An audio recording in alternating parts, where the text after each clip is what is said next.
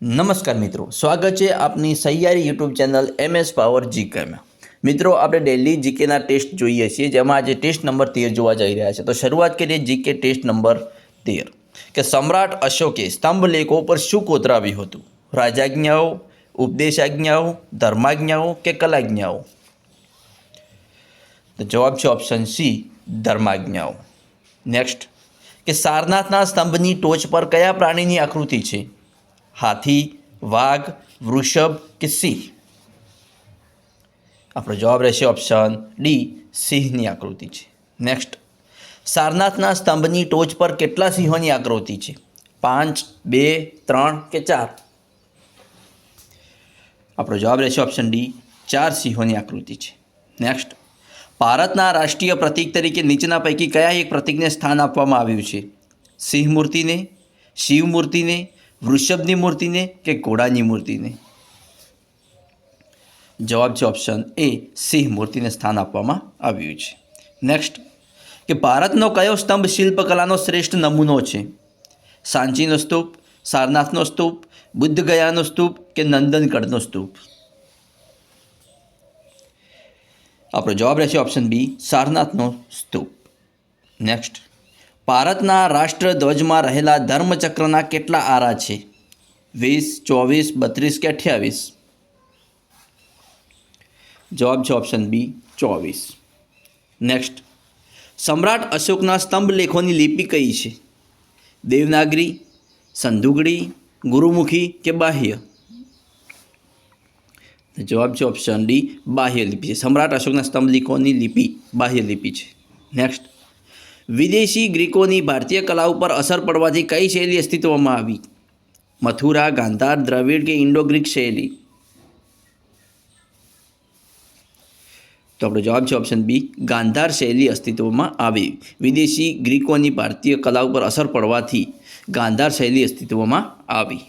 Next કે ગાંધાર શૈલીને કોણે ઉત્તેજન આપ્યું? બૌદ્ધ ધર્મના હિનયાન પંથે, જૈન ધર્મના શ્વેતાંબર પંથે, બૌદ્ધ ધર્મના મહાયાન પંથે કે જૈન ધર્મના દિગંબર પંથે? આપણો જવાબ રહેશે ઓપ્શન સી, બૌદ્ધ ધર્મના મહાયાન પંથે ગાંધાર શૈલીને ઉત્તેજન આપ્યું। નેક્સ્ટ પ્રશ્ન તક્ષશિલાનો ધર્મરાજિકા સ્તૂપ કઈ શૈલીનો છે? દ્રવિડ, મથુરા, આર્યન કે ગાંધાર? આપણો જવાબ રહેશે ઓપ્શન ડી, ગાંધાર। જોઈએ નેક્સ્ટ નીચેનામાંથી ગ્રીક રાજા કયો છે? કનિષ્ક, રુદ્રદામન, મિનેન્ડર કે પુષ્પમિત્ર? કયો રાજા ગ્રીક છે? આપણો જવાબ છે ઓપ્શન સી, મિનેન્ડર જે ગ્રીક રાજા છે। નેક્સ્ટ પ્રશ્ન નીચેનામાંથી સક્ષત્રપ રાજવી કયો છે? પુષ્પમિત્ર, રુદ્રદામન, મિનેન્ડર કે કનિષ્ક? કયો સક્ષત્રપ રાજવી છે? જવાબ છે ઓપ્શન બી, રુદ્રદામન એ સક્ષત્રપ રાજવી છે। નેક્સ્ટ કયા સમ્રાટના સમયમાં ગાંધાર શૈલી પૂર્ણરૂપે વિકસી હતી? ચોલ, કુષાણ, પલ્લવ કે પાંડ્ય? જવાબ છે ઓપ્શન બી, કુષાણ સમ્રાટના સમયમાં ગાંધાર શૈલી પૂર્ણરૂપે વિકસી હતી। જોઈએ નેક્સ્ટ ગાંધાર શૈલીના સ્તૂપોનો આકાર કેવો છે? ગોળાકાર, ઈંડાકાર, નળાકાર કે ત્રિકોણાકાર? આપણો જવાબ રહેશે ઓપ્શન સી, નળાકાર।